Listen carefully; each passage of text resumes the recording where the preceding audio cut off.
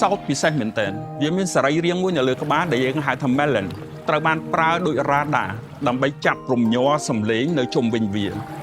ជាពិសេសត្រីអញ្ចឹងវាកំណត់ច្បាស់ណាស់បើទោះបីជាត្រីនឹងនៅចិត្តវាក៏ដោយនៅឆ្ងាយពីវាក៏ដោយខំព្យាយាមគេចផុតពីវារស់នៅសន្ទាប់បាតនៅក្នុងភពក៏ដោយក៏ផ្សោតដេញចាប់បានដែរ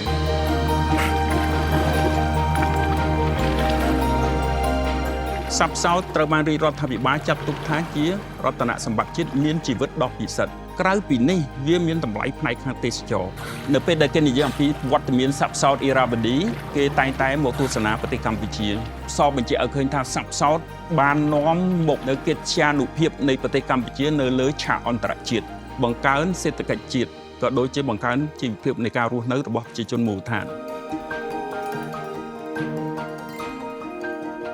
បើយើងក៏លេចមើលអតីតកាលប្រមាណជា5-6 ទសវត្សរ៍កន្លងមកសត្វផ្សោតទន្លេមេគង្គមានរស់នៅរាយប៉ាយតាមដងទន្លេមេគង្គទាំងទន្លេមេគង្គលើនិងទន្លេមេគង្គក្រោមនិងទន្លេចតុមុខ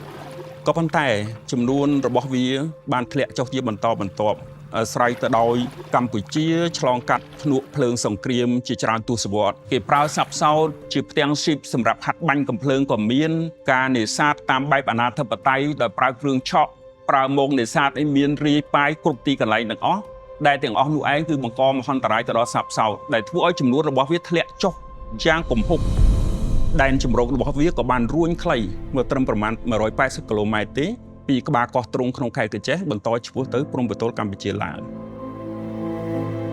ដើម្បីស្ដារឡើងវិញនៅចំនួនសរុបរបស់សត្វផ្សោតទន្លេមេគង្គរាជរដ្ឋាភិបាលបានដាក់ចេញនៅអនុក្រឹត្យស្ដីអំពីការគ្រប់គ្រងនិងការការពារសត្វផ្សោតទន្លេមេគង្គនៅក្នុងឆ្នាំ2012ក្រុមឆ្មាំទន្លេដែលមានសមាជិកភាព72រូបត្រូវបានបង្កើតដើម្បីប្រចាំការនៅតាមប៉ុស្តិ៍ល្បាតចំនួន15នៅតាមដងទន្លេមេគង្គដែលជាដែនជម្រករបស់សត្វផ្សោតមានចម្ងាយប្រមាណ180គីឡូម៉ែត្រនេះព្រោះយើងត្រូវតែកៅឲ្យ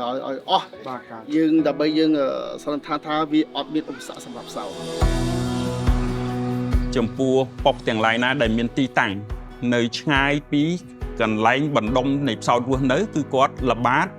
ទៅតាមផែនការល្បាតដែលមានចំនួនម៉ោង8ម៉ោងក្នុងមួយថ្ងៃរីឯនៅតំបន់កាំពីនេះដែលជាកន្លែងសុវត្ថិភាពរបស់ផ្សោតផ្សោតមកផ្ដុំគ្នារស់នៅឆ្មាំទន្លេគាត់ចេញល្បាត24លើ24ម៉ោងពេញមួយសប្តាហ៍ពេញមួយខែតែម្ដង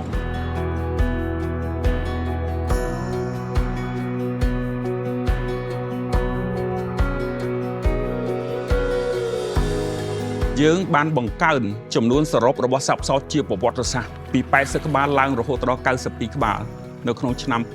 2017និងអាចរក្សាបាននូវស្ថិរភាពចំនួនសរុបនៅក្នុងឆ្នាំ2020ដែលយើងគ្រោងនឹងធ្វើការវិភាគប៉ាន់ប្រមាណនៅចំនួនសរុបថ្មីនៅចុងឆ្នាំ2024នេះ